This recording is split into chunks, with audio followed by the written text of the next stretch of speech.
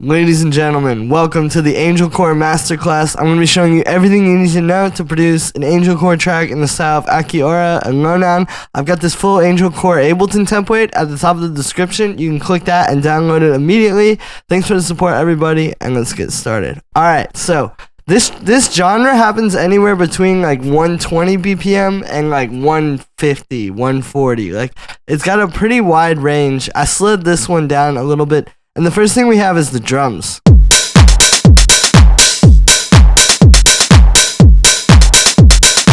So it's pretty simple drums. Like, it's honestly, a lot of very classic house sounds, especially if you just listen to these main drums. Just a nice fat kick here. If I turn off the group processing as well, you can really hear it.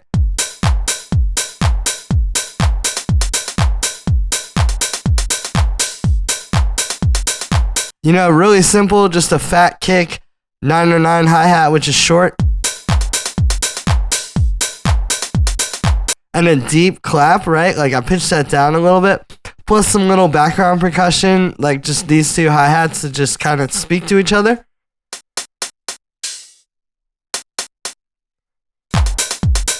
And then you put these in a group, and to get that sound that you hear in these tracks with the drums, you need to distort them all at once. So what we're doing is, on the group, I've got a drum bus. And you can really hear, like, that's where you're getting that, like, crunch, where, like, the clap and the kick, for example, really crunch together.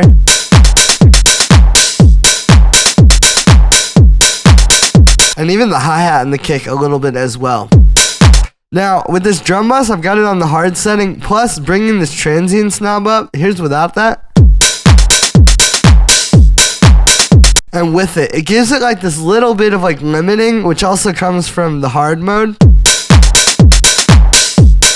But it's still nice and punchy, so you just get that kind of a bit saturated, a bit compressed together. And you get that sound where like all the drums kind of crunch each other. It's pretty simple programming, and honestly simple processing too, but it all works together to create this sound. So then we got the bass line.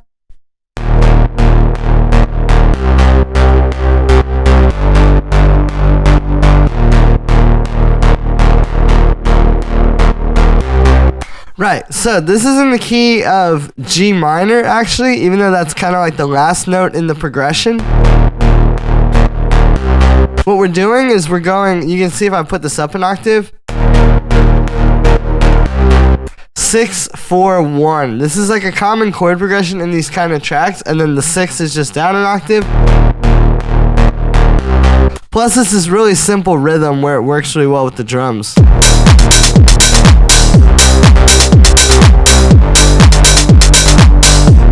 Right, and then what you do is you go back down to the first note on the 4th chord instead of like the last note, and it kind of makes it resolve really nicely. Now, for the sound, it's 2 layers. So we'll probably start with the main one, right? This is what you really like feel, but obviously like you hear the other one a bit more. But you want to start with this. So what we're doing here is it's saw waves, right? Pretty simple stuff. Plus the sub oscillator with the tone all the way up, which is kind of like a square. Something between a square and a saw. And then you got one saw wave at the same octave. And then the second one is an octave and 7 semitones up. That's what 19 is, right? It's an octave and a 5th. And then I've got the level down a bit.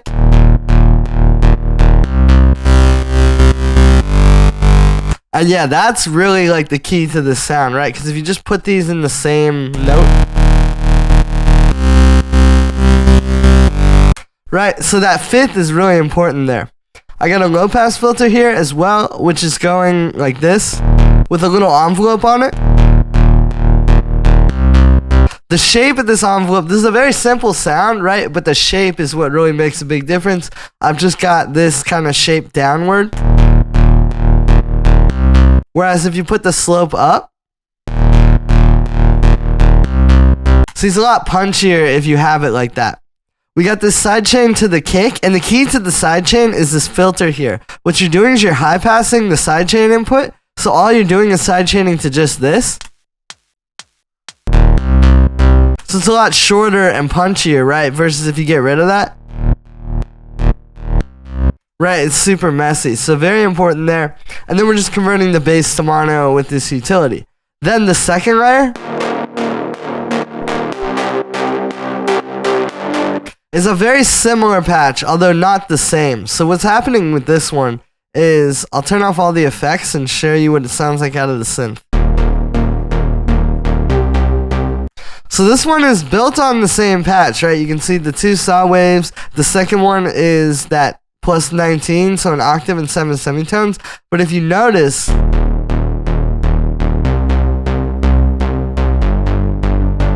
these are both down an octave, meaning this one is actually 2 octaves and 7 semitones up. So you just hear a bit more separation with the fifth there.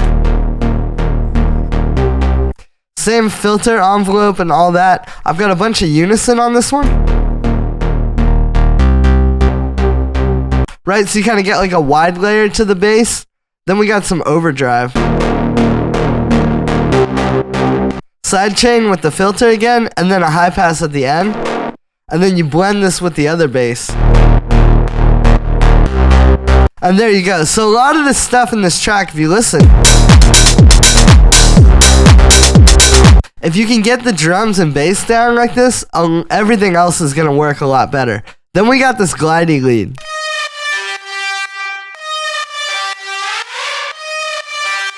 So these kind of glides are used a lot in these tunes. And what it is it's halfway happening with the MIDI and then halfway happening with the synth. So I'm going to turn off all the effects so you can hear what's happening in the MIDI.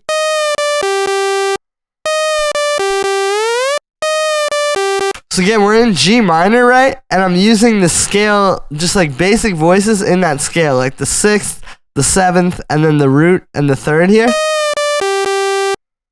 That 6th, 7th, 6, 7 mentioned, but if you use that 6th and the 7th there down to the root, that's a lot of what you hear in these tunes. It creates this really epic lead over the chord progression. And then yeah, at the end we're kind of just gliding back up to that 7th. Plus using the glides as well, where you have some of these notes overlapping, but you notice that you also still have this really tight thing where they don't touch each other going into the next one. So it's like down, down. Right, if you have everything touching, right, it's not quite as like sharp.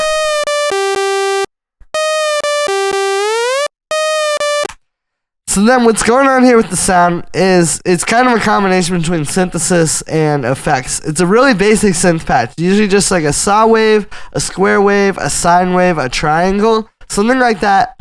You're going to make your synth monophonic and make the amp envelope like this, so it's just like a long held out note. No release, so you can get those punchier notes that I showed you. A pretty good amount of glide, but again, this is going to change depending on your BPM. But you really want to hear the like, if you make it too fast, right, it's not really what you want. And if it's too slow, you don't even get it. So like that, you know, just really listening for that right time on that. Then reverb. And what you're going to do is you're going to make the size and decay really short. And you're going to bring the dry wet either all the way up or almost all the way up. Right, and you can hear you get a really cool effect with the gliding there. Right, where obviously like it's kind of ringing out, but if the reverb is too long, like if you, right, it's a bit, you don't quite get the right effect. You got to make it really tight and short. And then you're going to distort it. I used pedal here, but you can use a lot of things. Right, and now we're starting to get that Angelcore kind of texture. And when it's distorting the reverb like that, you get a really nice effect. A bit of sidechain to the kick. And then a high pass filter. Then we got this other little gliding lead, which I'm going to play with this because I want you to hear. Right, a lot of times in these tracks they'll have 2 of these and it can be really confusing if you're trying to produce. like what's going on there, but it's because it's two at the same time. This one on its own. So yeah, and you can see we're using the same voices that I just used, that root, 6, 7, and then just those voices across different octaves. And then it just has like a very particular groove with the bass line and the drums.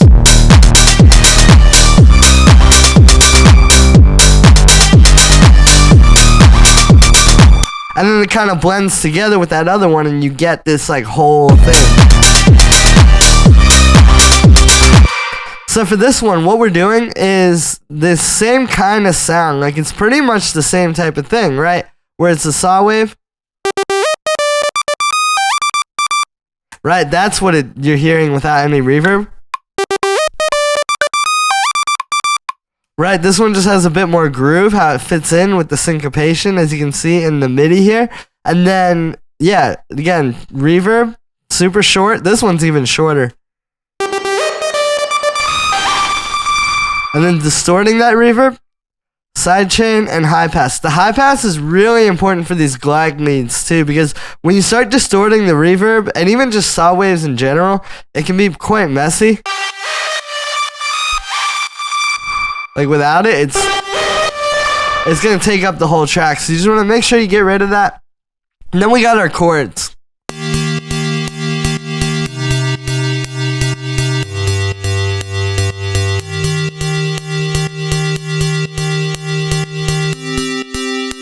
So what I'm doing here is it's really based on that chord progression, the same rhythm and chord progression as the bass. And then what I did here is every 8 bars, you just get these notes.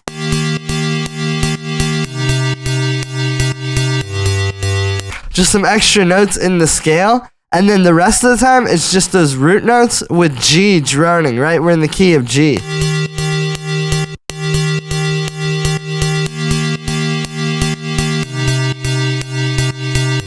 So then when you get those notes, it kind of tells you like, okay, we're back at the start of the 8 bars. But again, this is the same MIDI as the bass line.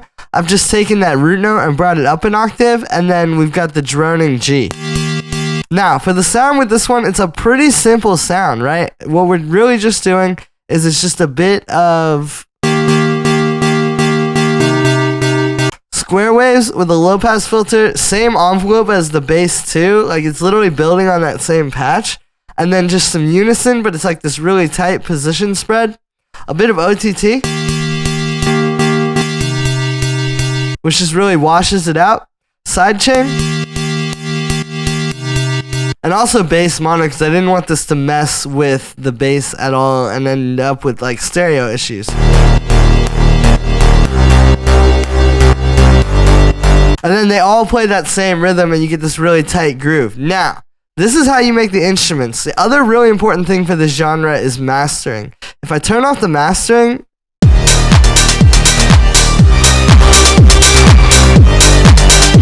and then bring it in, you can really hear this. Like, these guys are not afraid to distort their masters, and I think without it, it really isn't going to be that same type of sound. So, again, it sounds like this without the mastering. And we are clipping into the master. It's fine with this genre.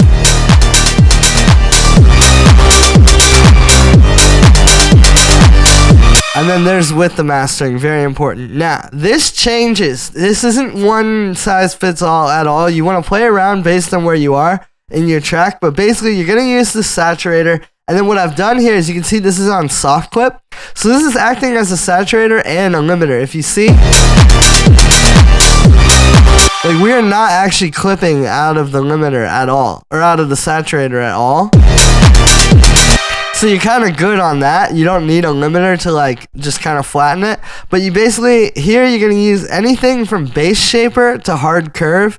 Any of these three, depending on what your track sounds like. And what you're going to play around with is going to be, well, first of all, if you're using bass shaper, you want to bring that threshold up because you can hear it's a bit louder. But you're going to play around with the drive just using a little. You really, any of those three settings, you're not going to need that much. And then this amount low. And what the amount low does is it kind of like tells it where to focus in the low end. So you can hear, like, you can really fix like a lot of that issue with this and keep it really like saturated, but just on the mids and highs.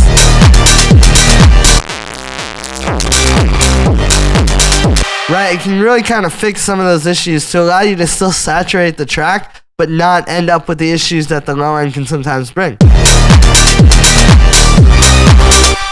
And that is how to make Angelcore, AKIAURA, and LONOWN style. Thank you so much for the support, guys. Make sure to like this video as well as subscribe. Let me know if you want to see more in this genre at the top of the or in the comments as well. Like I said in the beginning, you can grab this template at the top of the description, so definitely make sure to do that. As soon as you download this, you can build your own Angelcore track today and get started. So definitely go download that. Links at the top of the description. Thanks for the support, everybody, and I'll see you tomorrow with another video.